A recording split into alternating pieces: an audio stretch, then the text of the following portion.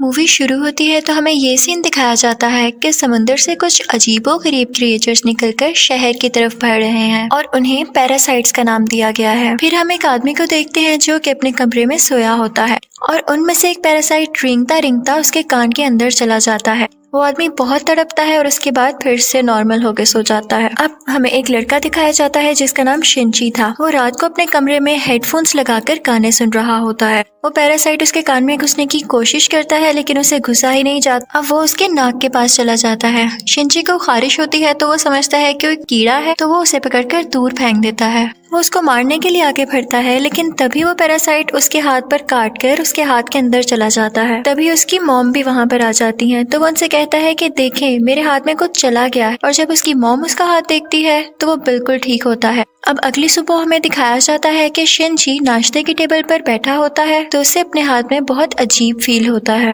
और फिर दूसरी तरफ हमें वो आदमी दिखाया जाता है जिसके कान में स्टार्टिंग में एक पैरासाइट चला गया था। वो अपनी बीवी के सामने आकर खड़ा होता है और अपना मुंह खोल लेता। उसका मुंह बहुत ही खौफनाक और बहुत ही बड़ा था और वो अपनी बीवी का सर अपने मुंह में लेकर अपना खौफनाक मुंह बंद कर लेता है और ये सब उसी पैरासाइट की वजह से हो रहा था। फिर हमें शिंची दिखाया जाता है जो कि स्कूल जाते हुए रास्ते में अपनी दोस्त से मिलता है। वो भी उसमें काफी अजीब हरकतें नोट करती है और जब वो स्कूल पहुंच जाता है तब भी उसके साथ बहुत कुछ अजीब हो रहा था, जैसे उसके राइट हैंड में काफी पावर आ गई हो। वो घर आता है और अपना हाथ काटने की कोशिश करता है लेकिन उसका हाथ मूव करने लगता है और उसे रोकता है और फिर हम देखते हैं कि उसका हाथ एक क्रिएचर में बदल गया है और वो शिंची से बातें भी कर रहा था। फिर हम देखते हैं कि वो शिंची की बुक्स भी पढ़ा करता था और उसका लैपटॉप भी यूज किया करता था क्योंकि वो इंसानों के रहने के तरीके जानना चाहता था। जब इसने शिंची की बॉडी में घुसने की कोशिश की थी तो शिंची ने इसे आगे जाने से रोक लिया था, इसलिए अब ये सिर्फ राइट हैंड में ही था और उसी हाथ को कंट्रोल कर रहा था। ये अपना नाम मिकी बताता है और कहता है कि तुम मुझे कभी मत काट क्योंकि मैं तुम्हें कुछ नहीं कहूंगा, तुम मेरे होस्ट जो हो। अब हम देखते हैं कि शिंची और मिकी में दोस्ती होने लगी थी लेकिन बाकी सब लोग जिनको पैरासाइट्स ने इन्फेक्ट किया था वो पूरे शहर में बहुत तबाही मचा रहे थे और इंसानों को मारकर खा रहे थे। दूसरी तरफ मिकी शिंची को खींचकर एक रेस्टोरेंट की तरफ ले जाता है। वहाँ पर भी बहुत सारे इन्फेक्टेड लोग यानी पैरासाइट्स इंसानों का गोश्त खा रहे थे। वो शिंची को देखते हैं तो उन्हें लगता है कि ये भी इन्फेक्टेड है और उससे भी वो गोश्त देते हैं, लेकिन जब उन्हें पता चलता है कि पूरी तरह से तो इन्फेक्ट नहीं हुआ बल्कि ये अभी भी इंसान है तो वो उसे ही मारने के लिए आगे बढ़ते हैं। लेकिन मिकी उनको आगे से मारता है और शिंची की जान बचा लेता है क्योंकि अगर शिंची मर जाता तो वो खुद भी मर जाता और ये उसने अपने फायदे के लिए किया था। अब न्यूज आती है कि शहर के लोग मारे जा रहे हैं और किसी को कुछ समझ नहीं आ रहा कि इन्हें मारने वाला है कौन, क्योंकि पैरासाइट्स अपना ये काम बहुत होशियारी और छुप के कर रहे थे। शिंची मिकी से कहता है कि तुम अपने साथी पैरासाइट्स को क्यों नहीं कहते कि इंसानों को मत खाएं।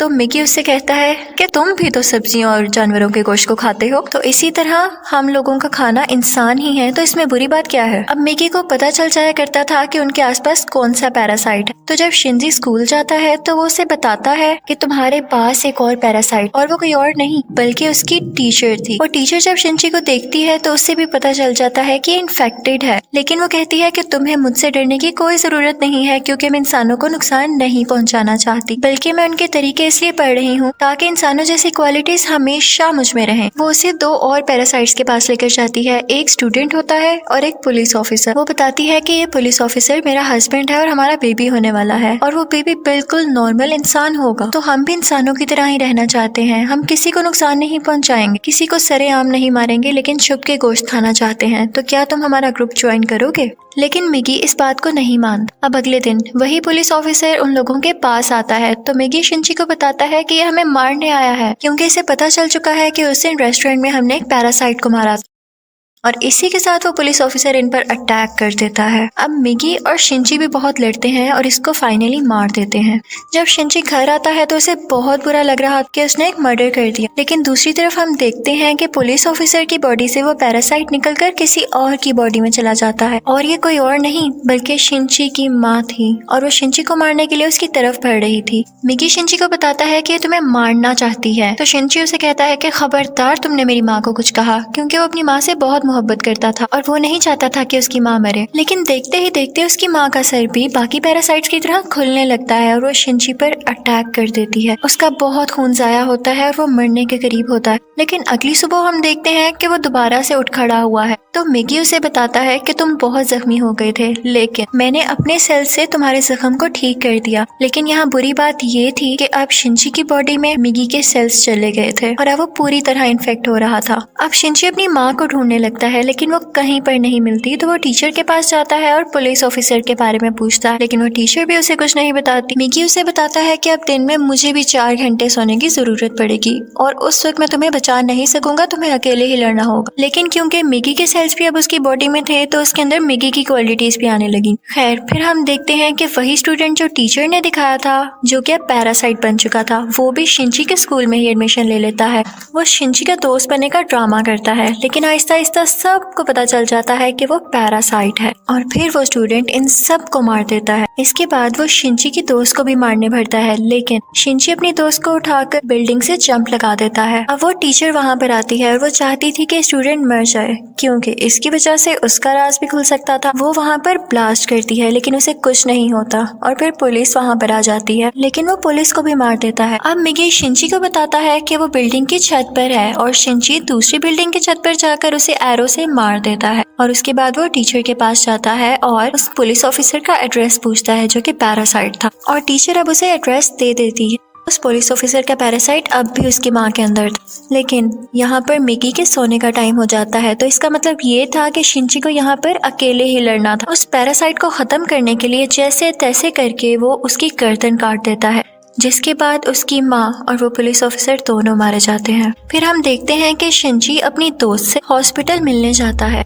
वो बातें कर रहा होता है कि मैं एक एक करके सब पैरासाइट्स को मार दूंगा, कि तभी हम देखते हैं कि कोई उनकी पिक्चर्स ले रहा है और वो कोई जासूस था। और यहाँ पर ही इस मूवी का पार्ट 1 खत्म हो जाता है और अब मैं आपको एक्सप्लेन करूंगी इस मूवी का पार्ट 2। अब पार्ट 2 में उस इंसिडेंट के कुछ महीनों बाद का टाइम दिखाया गया है, जब आर्मी को पता चल जाता है कि इस शहर में कोई पैरासाइट्स हैं जो लोगों पर अटैक कर रहे हैं और वो लोगों को बचाना चाहते थे। फिर वो जेल से एक सीरियल किलर को लाते हैं जो पहचान सकता था कि पैरासाइट कौन है और नॉर्मल ह्यूमन कौन है। उसके सामने एक एक करके लोग लाए जाते हैं तो वो सबको नॉर्मल कह देता है, लेकिन जब उसके सामने शिनची आता है तो वो सोच में पड़ जाता है और काफी सोचने के बाद कहता है कि ये भी नॉर्मल है। अब शिनची जब घर जा रहा होता है तो मिगी उसे बताता है कि हमारे बहुत पास एक पैरासाइट है और वो पास के एक बिल्डिंग में जाते हैं जहाँ पर वो पैरासाइट एक इंसान का गोश्त खा रहा होता है। जब वो पैरासाइट शिनची को देखता है तो उसकी तरफ बढ़ता है, लेकिन मिगी इसे मार देता है। फिर अचानक उसे फील होता है कि जैसे उसके पीछे कोई है और ये कोई और नहीं बल्कि वही आदमी था जिसने पार्ट 1 के एंड में शिनची और मिगी की पिक्चर्स ली थी। और फिर हमें शहर का मेयर दिखाया जाता है जो कि पैरासाइट्स की फेवर में बोलता और बहुत बुरा आदमी था, और वो टीचर भी उसके साथ मिली हुई थी। और अब हम देखते हैं कि उस टीचर का बेबी भी हो चुका था जो कि बिल्कुल नॉर्मल ह्यूमन था।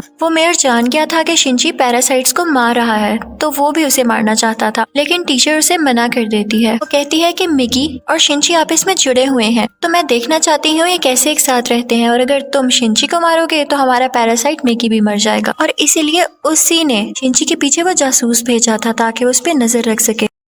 शिनची एक दिन चल रहा होता है कि उसे फिर से फील होता है कि उसके पीछे कोई है। वो जासूस उसकी सारी बात सुनता है और उसे कहता है कि तुम्हें अपने बारे में पुलिस को बता देना चाहिए। तो शिनची उससे कहता है कि नहीं, पुलिस में भी बहुत सारे पैरासाइट्स भरे पड़े हैं। उसे यहाँ पता चल जाता है कि इस जासूस को टीचर ने उसके पीछे लगाया है। तो वो टीचर के पास जाता है और कहता है ये तुम सब क्या कर रहे हो, ये करना बंद क्यों नहीं कर देते हो। तो टीचर उससे कहती है तो तुम हमारे साथी पैरासाइट्स को क्यों मार रहे हो, वो सिर्फ अभी इंसानों को खाना सीख रहे हैं और कुछ देर बाद वो उनको मारना भी बंद कर देंगे। वो चुप हो जाता है और फिर जासूस के पास जाता है और उसे बताता है कि वो टीचर बहुत खतरनाक पैरासाइट है, वो किसी भी वक्त तुम्हें भी नुकसान पहुंचा सकती है, तो तुम उससे दूर रहो। लेकिन जासूस उसकी बात पर यकीन नहीं करता। अब अगले दिन वो जासूस उस मेयर से मिलता है। उसे शिनची की बात को टेस्ट करना था कि वो सच बोल रहा है या नहीं, तो इसलिए वो मेयर के रूम में वॉइस रिकॉर्डर लगा देता है। लेकिन मेयर को इस बारे में पता चल जाता है और वो जासूस को मारने का हुक्म दे देता है कि ये अब हमारे लिए नुकसान बन चुका है। वो पैरासाइट को उसके घर भेजता है उसे मारने के लिए,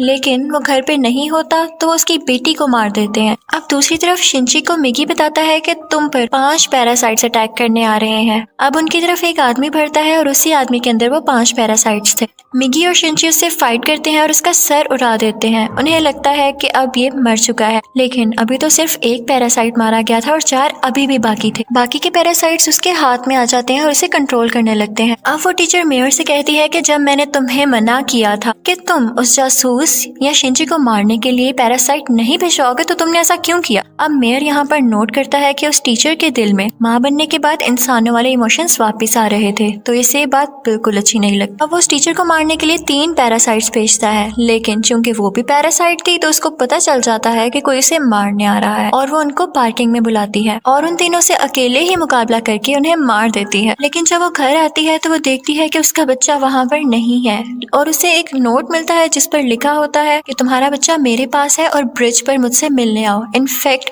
वो नोट उस जासूस का था। वो अपनी मरी हुई बेटी का बदला लेना चाहता था टीचर के इस बेबी को मारकर। वो टीचर घबराते हुए शिंची को भी अपने साथ वहाँ लेकर जाती है, तो शिंची उस जासूस को बताता है कि तुम्हें इसे मारकर कुछ नहीं मिलेगा क्योंकि ये बेबी एक नॉर्मल इंसान है। इसी दौरान आर्मी भी वहाँ पर आ जाती है और उन्हें पता चल जाता है कि मेयर ने अपनी बिल्डिंग के अंदर बहुत सारे पैरासाइट छुपाए हुए हैं। अब वो बिल्डिंग से एक एक करके लोगों को निकाल रहे थे और उनमें से जो पैरासाइट था वो उसको शूट करते जा रहे थे। सीरियल किलर भी वहीं पर था और फिर हम मेयर को स्पीच करता हुआ देखते हैं जो बता रहा होता है कि असली मॉन्स्टर्स तो इंसान है जो कि पैरासाइट्स को बिला वजह मार रहे हैं। तो वहाँ पर बैठे हुए आर्मी के सब लोग उसे शूट कर देते हैं जिससे उसकी डेथ हो जाती है। तभी वो सीरियल किलर चिल्लाने लगता है कि ये इंसान था, ये तो बस पैरासाइट्स का साथ दे रहा था। लेकिन जब वो पीछे मुड़ के देखते हैं तो वही आदमी उनके पीछे खड़ा होता है जिसके अंदर 5 पैरासाइट्स थे। सब उसे शूट करते हैं लेकिन उसे कुछ नहीं होता। फिर हम देखते हैं कि जासूस उस बच्चे को फेंकने ही वाला होता है। टीचर जब ये देखती है तो अपने बच्चे को बचाने के लिए उसे मजबूरी में पैरासाइट बनना पड़ता है। वो अपना एक हाथ निकालकर जासूस की चेस्ट में घुसा देती है जिसकी वजह से सबको पता चल जाता है कि वो एक पैरासाइट है। पुलिस उस पर मुसलसल शूट करने लगती है और वो जान गई थी कि अब उसकी जान नहीं बच सकती, तो वो अपना बेबी शिंची को पकड़ाने आती है। जैसे ही वो बेबी शिंची को पकड़ाती है बहुत ज्यादा गोलियां लगने की वजह से उसकी फौरन डेथ हो जाती है।